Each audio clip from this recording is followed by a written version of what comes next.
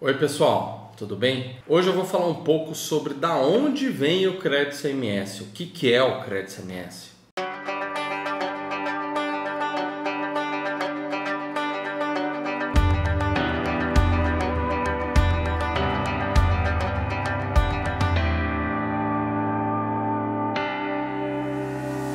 Tenho comentado bastante sobre um direito do produtor rural de recuperar o crédito de ICMS dele e que isso vale dinheiro e que isso é uma coisa importante. Muita gente me pergunta, poxa Gustavo, mas isso daí é pegadinha, o que é isso daí, entendeu? Isso é uma falha na lei, isso daí é alguma coisa que o governo usa para me pegar depois e tal. Vamos lá. Vou procurar ser um pouquinho simples aqui na explicação para ser um pouco mais didático. Como é que funciona? Quando foi criado lá o imposto ICMS na Constituição, ele mudou algumas coisinhas de lá para cá, mas o que foi preconizado, ou seja, o que foi colocado lá mesmo? Que para ele não ser um imposto em efeito em cascata, ou seja, você pagar toda a tributação em toda a operação. O que é isso? A fábrica vende para determinado lugar, a revenda vende para outra pessoa e a outra pessoa vende. Ou seja, para você não pagar imposto em toda vez que ocorre uma operação,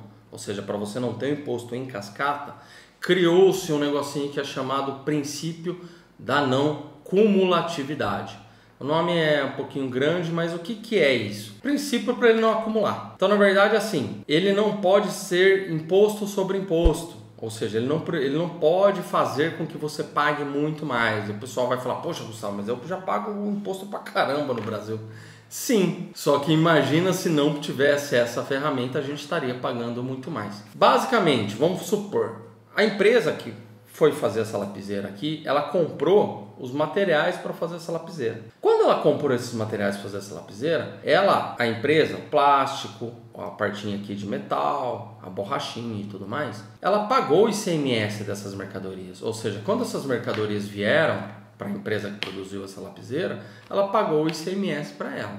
Quando ela vai vender essa lapiseira, ela aproveita, ou seja, tudo que ela pagou lá. Vamos supor que ela pagou R$10 e de R$10, vamos supor que seja 10% seja ICMS. Ou seja, R$1 ela pagou de ICMS. Quando ela for vender essa lapiseira, ela vai vender, por exemplo, por R$15, tá? Uma lapiseira inteira por R$15. Quando ela vai vender essa lapiseira por R$15, ela também vai ter que pagar 10% dessa lapiseira. E ela vai pagar o quê? R$1,50, tá? Vamos colocar de 10% para ficar um pouquinho mais fácil. Então, ou seja, ela pagou R$10 lá nos insumos, ou seja, nos materiais para fazer a lapiseira, e desses R$10, R$1 é ICMS, ok? Legal. Quando ela for vender, ela vai vender por R$15 e ela vai ter que recolher, ela vai pagar para o governo 10%, R$1,50. Como ela já pagou aqui R$10 e pagou R$1, ou seja, ela tem de crédito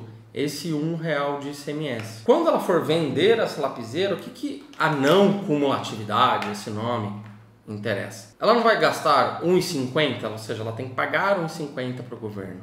Então ela pega esse R$1 daqui e joga como crédito para ela. Então fica R$1,50 menos R$1. Então ela vai pagar para o governo 50 centavos. É daí que vem a questão do crédito de ICMS. O que é o crédito ICMS? Permite com que você aproveite das operações anteriores, ou seja, da compra de insumos, o imposto que você pagou. Por isso que você consegue aproveitar o R$1 daqui para abater do R$1,50 que você tem que pagar aqui. Então, quanto que eu tenho que pagar no final das contas, Gustavo? 50 centavos. Nesse exemplo que eu dei, tá? Isso é o chamado que a gente chama de crédito e débito. Mas o que o produtor rural tem a ver com isso? Primeiro, o produtor rural no estado de São Paulo, ele é contribuinte de ICMS. No estado de São Paulo, como no Brasil inteiro. Sendo contribuinte de ICMS, ele tem direito ao crédito das coisas que ele comprou. Poxa, Gustavo, mas tem muita coisa que eu compro que não tem ICMS. Exatamente. Muita coisa que o produtor rural compra não tem ICMS. Então volta nesse exemplo que eu dei. Imagina quem produziu essa lapiseira. Quando ela comprou os R$10 aqui, se viesse zero, ou seja, se não viesse com ICMS aqui, ela não ia ter crédito algum aqui. É o que acontece com o produtor. Adubo, defensivo, muita coisa que é comprada, ela não vem com ICMS, essa mercadoria. Então você não vai ter crédito.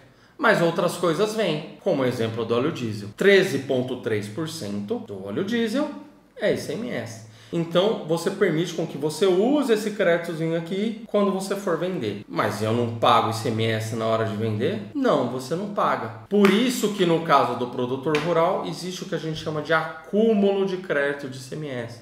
Ou seja, você paga na hora quando você comprou um insumo aqui e na hora de vender você não paga esse ICMS. Isso, pessoal, é o princípio da não cumulatividade. Isso acontece só para produtor rural? Não, acontece para todo contribuinte de ICMS. Isso é do estado de São Paulo? Não, isso é da Federação Brasileira, ou seja, no todo o Brasil, a regra da não cumulatividade do ICMS ela tem que ser respeitada.